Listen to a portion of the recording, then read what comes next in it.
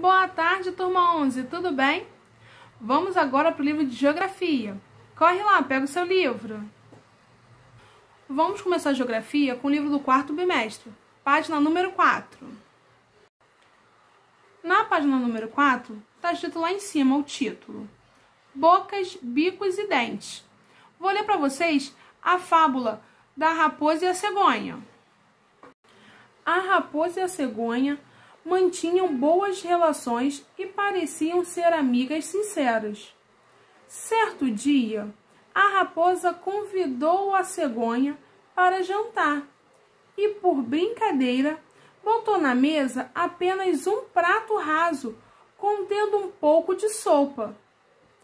Para ela, foi tudo muito fácil, mas a cegonha pôde apenas molhar a ponta do bico e saiu dali com muita fome. Sinto muito, disse a raposa. Parece que não gostou da sopa. Não pense nisso, respondeu a cegonha. Espero que, em retribuição a esta visita, você venha em breve jantar comigo. No dia seguinte, a raposa foi pagar a visita. Quando sentaram à mesa, o que havia para jantar estava contido num jarro alto, de pescoço comprido e boca estreita, no qual a raposa não podia introduzir o focinho. Tudo o que ela conseguiu foi lamber a parte externa do jarro. Não pedirei desculpa pelo jantar, disse a cegonha. Assim você sente no próprio estômago o que senti ontem. Moral da história: quem com ferro fere, com ferro será ferido. Gente, essa é uma fábula. As fábulas, normalmente, os personagens são animais, né? Que falam, conversam, tem um diálogo. E sempre tem uma moral na história, tem uma conclusão, né? Que foi essa que a tia leu para vocês, né? Quem com ferro fere, com ferro será ferido, tá? É sempre aquela historinha que no final tem uma lição pra gente. Vamos para a próxima página. Na página 5, tem algumas perguntas para a gente pensar. Comenta aí com o seu responsável. Tá perguntando assim, gente: o que aconteceu na casa da raposa? Lá no início da história, o que aconteceu na casa da raposa? Por que a cegonha não conseguiu tomar a sopa oferecida pela raposa? Por que vocês acham que a cegonha não conseguiu experimentar a sopa, gente? Conversa aí. Como a cegonha se sentiu? Como ela se sentiu depois de tentar tomar a sopa e não conseguir? Como ela saiu de lá? Como ela ficou se sentindo? Como foi o jantar oferecido pela cegonha para a raposa? Agora estamos falando lá do jantar da dona cegonha, que ela fez para a dona raposa. Como foi esse jantar? A raposa conseguiu comer, gente? Por quê? O que você acha da atitude da raposa e da cegonha? Acha certo o que elas fizeram? Na fábula, gente, cegonha e raposa se alimentam de sopa. Mas o que esses animais comem de verdade? Será que eles comem sopa? Na verdade, na vida real, na floresta? O que vocês acham que eles comem?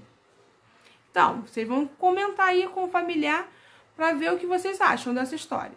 A tia vai contar meu ponto de vista. Gente, eu achei que a raposa, né, fez a brincadeira porque ela conseguia comer bem naquele prato raso, mas a dona cegonha não conseguia. São diferentes, né? Então, assim, não foi legal a brincadeira. Já que ela convidou, a dona cegonha saiu de lá com uma fome danada, não é? Nós temos que entender as limitações, as diferenças dos nossos amigos. Não é verdade? Se a gente fizer tudo da nossa forma, nós não vamos agradar todas as pessoas. Então, até que a dona raposa colocasse um prato raso e para a dona cegonha colocasse um mais fundo, né?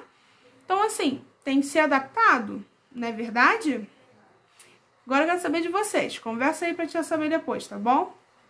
Lá embaixo, também na página 5, tá escrito assim: como você percebeu ao ler esta fábula, a raposa e a cegonha ficaram com fome.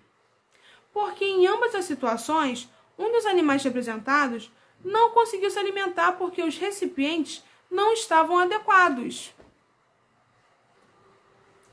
Os animais precisam de alimento, mas a forma e do que se alimentam variam muito entre eles. O bico das aves, por exemplo, é formado por uma estrutura óssea com uma camada de queratina, que é a mesma substância presente em unhas e cabelos. Mas mesmo entre as aves, existem muitas diferenças.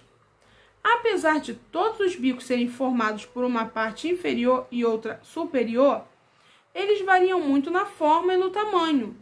Essa diferença entre os bicos das aves está relacionada aos hábitos alimentares de cada espécie. Nesse quadro negro está escrito assim, gente: apesar do desgaste do bico, ele vai sendo reparado durante a vida da ave. É como se ele crescesse sem parar. Interessante, né? Vamos lá para outra página. Página 6. Que tal conhecer um pouco mais sobre os bicos e a alimentação de algumas aves? Para isso, reúne-se um colega, pode ser um familiar, gente. Destaquem as cartas da página 29 e 30 do material de apoio e brinquem com o jogo da memória. Então, vai lá atrás, lá no material de apoio, recorta direitinho e vão brincar com o jogo de memória, tá bom? Aí embaixo, gente, tá falando assim: compare os dentes da raposa com os de outro animal, o cavalo. Observe os dentes dessas duas espécies. Olha aí, gente, na imagem. Tem o dente da raposa e do cavalo. Observando os dentes desses animais, é possível dizer do que eles se alimentam? O que vocês acham, olhando aí para o dentinho deles? Qual a diferença entre os dentes da raposa e do cavalo? Vamos analisar, gente. A raposa tem o dente mais pontiagudo, não tem? Pontudo, do cavalinho é mais certinho, não é? Não é tão pontiagudo, é mais reto. Qual deles você acha que se alimenta de carne e qual se alimenta de plantas? Por quê? Qual você acha, gente? A tia Priscila acha que quem se alimenta de carne é a raposa, porque tem esses caninos grandes para ajudar a cortar a carne. E quem come planta, eu acho que é o cavalo, porque esse dentinho mais cerradinho, mais retinho, ajuda na quebra da fibra. Vamos simular os dentes desses animais para entender a diferença entre a alimentação deles? Para isso, vocês e os colegas vão realizar um experimento. Aí está o material que vocês vão utilizar, gente. Um socador de feijão de madeira, um pouco de grama. Vamos na outra página. Na página 7 continua o material que vamos precisar: massinha de modelar, 2 garfos e uma tábua de cozinha de madeira, aquelas de cortar carne que a mamãe usa. Como fazer? Coloque um pouco da grama sobre a tábua e usem o socador para amassar as folhas. O que aconteceu com as folhas? Gente, pega uma folha de árvore, aquele socador que a mamãe tem, bate na folha. O que você vai observar e o que aconteceu com a folha? Tá? Pode ser qualquer folha, gente. E vocês vão escrever aí no número 1. Agora, o número 2 está falando assim: agora faça o mesmo com a massinha de modelar. O que aconteceu com ela? Pega a massinha, bate lá com o socador. O que aconteceu? Ficou igual, ficou diferente? Vocês vão escrever aí. Agora na página 8. Com a massinha de modelar sobre a tábua, procure rasgá-la com os 2 garfos. Gente, se não for a tábua, tenta colocar em algum lugar que não machuque, não arranhe a mesa da mamãe, tá? Porque a massinha pode arranhar, pode sujar, então tem que fazer no lugar com a orientação do responsável para não danificar nenhum objeto aí da casa, tá bom? Com a massinha de modelar sobre a tábua, procure rasgá-la com os 2 garfos. O que aconteceu com a massinha de modelar? Vocês vão escrever aí. Número 4. Observe novamente as imagens, os dentes do cavalo e da raposa. Imagine se a massinha de modelar fosse um pedaço de carne. Qual deles está mais adaptado a uma alimentação carnívora? Por quê? A raposa, né? Porque o dente dela é pontiagudo. Agora observe os seus dentinhos. Vai lá olhar seus dentes. Com qual desses animais seus dentes são mais parecidos? Com qual vocês acham que é mais parecido? Olha aí. Olha o dentinho, olha a boquinha toda, tá? Não é só o dentinho da frente, não. Olha aí os dentinhos. Número 6. A que tipo de alimento nossos dentes estão adaptados?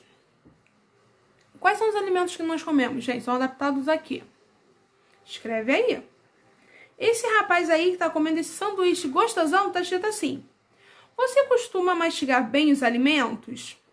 Lembre-se que uma boa mastigação aumenta a capacidade do nosso corpo de fazer a digestão dos alimentos que são consumidos no dia a dia. Gente, na página 9, para quem não fez a experiência, tem as respostas aí, tá? Então, quem não fez a experiência, pode vir aqui na página 9, ler com o papai da mãe, que eu vou ler agora com vocês, e responder lá, tá bom? No experimento, foi possível observar que o garfo rasgou a massinha de modelar, deixando-a em pedaços menores. Animais com dentes caninos, com forma pontiaguda, como os da raposa, por exemplo, estão adaptados a uma alimentação carnívora, isto é, eles podem se alimentar de carne. Sua dentição permite que a raposa corte, rasgue e triture o alimento. Observe mais exemplos de animais que também têm a carne como base de sua alimentação. Ó, aí o lobo-guará, o jacaré de papo amarelo, eles comem muita carne, tá? São carnívoros. Animais como o cavalo possuem dentes chatos, largos e lisos na extremidade, que permitem amassar as folhagens. Para esses animais, as plantas constituem a base da alimentação. Outros animais que se alimentam de plantas, ó, a cabra e a girafa.